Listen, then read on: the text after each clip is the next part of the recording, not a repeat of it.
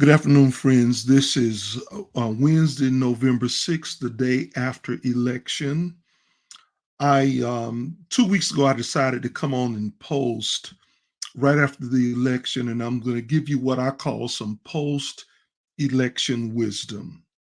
Whether you feel like you've been let down or devastated, or you feel like you've encountered a great win, both of those extremes are delusional. And I'm going to tell you why. I'm going to divide this up into two different presentations. The first is 7 ways to rob people of their freedom. Because really, that's what at stake, no matter who your candidate is or was.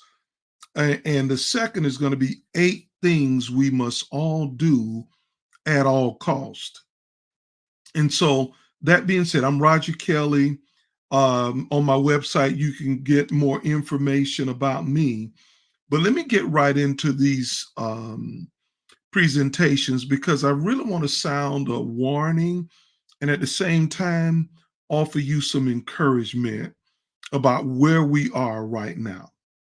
So, first, 7 ways to rob people of their freedom. Number one, if you want to take a nation or a people captive, number one, confuse them. Confuse them. When there is mass confusion, nobody knows what's going on. Drop conflict and stuff in media, on social media, everybody saying everything everywhere, and nobody really knows what's going on. We become candidates, friends, to really give up our freedom. And so I would just say this for now. We need to get a handle on where we are and what's really going on around us in our communities. Okay. Number two, divide them. Make people angry with each other. Pit the blacks against the whites, pit the Democrats against the Republicans, pit the men against the women, the young against the old, the rich against the poor. Just, you know, make them enemies. Because an old lesson that we learned a long time ago, if you divide a people, then you can conquer them. Let me tell you, the world is watching what we're doing and our mode of operation now. When we are at war with each other, whether that's mentally, physically, or literally, which could happen in this nation, if we are divided, we are at a disadvantage. So if somebody wants to steal our freedom, what they're going to be doing is pitting us against each other. Third, scare the hell out of them.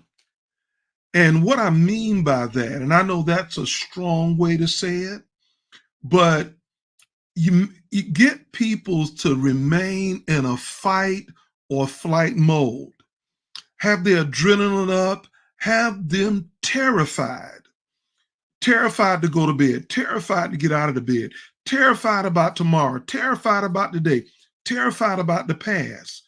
Because if you can do that, you move them off the legs of rationality and you can run them and drive them like a herd of animals.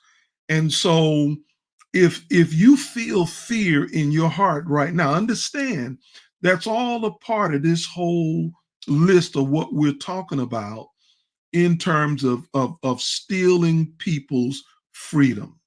This has been a danger for us for a long time. I've lived through, gosh, 20 plus elections, several of them over the years, and people, a lot of things happen around this time, post-election, pre-election. But anyway, let me go a little bit further. The next thing, number 4, is make them permanent victims. When you feel and you adopt and adapt a victim mentality, then you forfeit any ability to make any changes, to make any difference in your life. You won't even try. Although a lot of things are done to try to victimize people, we don't have to live in the role of a victim. I say that to people who've been traumatized, even, you know, traumatic things happen, and I acknowledge that. But when you become a victim in your own mind, you seal your own fate. Number 5, control their thinking. Control their thinking. We're in a time when people just don't know how to think for themselves. Our education system teaches us what to think, not necessarily how to think. Many of our spiritual leaders, instead of cultivating us, they indoctrinate us so that they can control our thinking. Friends, do not give up the control of your mind and your thinking to anybody, anywhere, at any time. Anybody that wants that, they are wrong. I don't care what title they fly under, what political party. You have got to think for yourselves. Number 6, convince them that they have no power. So if you can make people believe that there is nothing they can do, it's game over. They have to acquiesce to whatever's going on.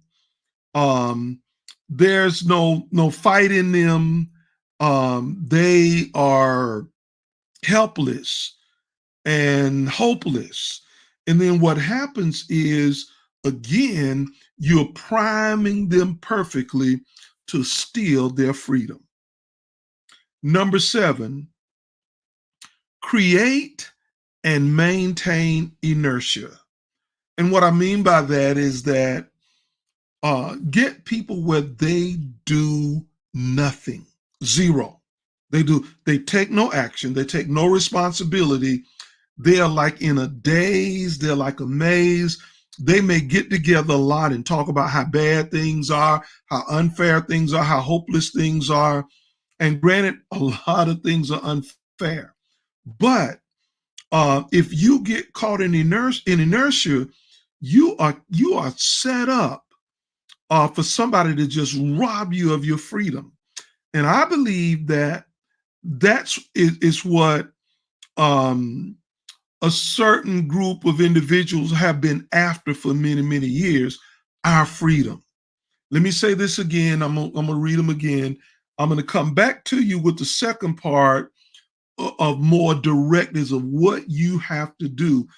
8 things we must do at all costs. I'm gonna come back and present that.